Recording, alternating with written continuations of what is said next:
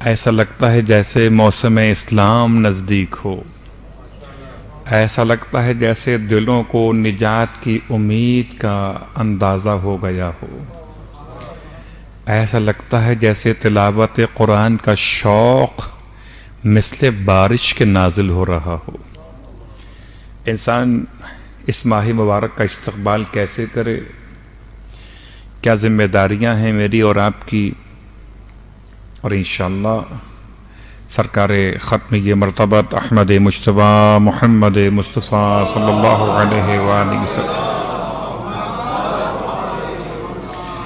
ماہ مبارک رمضان کے استقبال کے عنوان سے حسن اتفاق ہے کہ یہ جو آج کا دن ختم ہو رہا ہے، یہ دن اللہ کے رسول کی حیات طیبہ میں ماہ شعبان کا آخری جمعۃ المبارک، اللہ کے رسول کے حیات ظاہر کے اعتبار سے جو آخری ماہ شعبان کا جمعہ،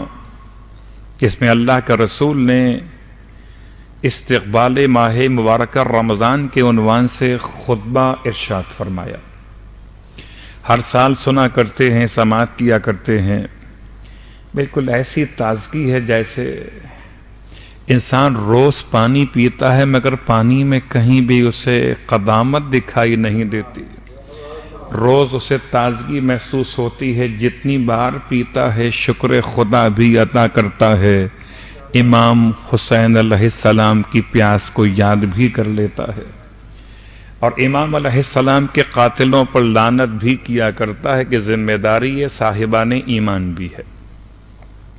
تو جیسے انسان کی روح کے لیے، انسان کے جسم کے لیے خدا نے ہوا اور غذا بنائی ہے،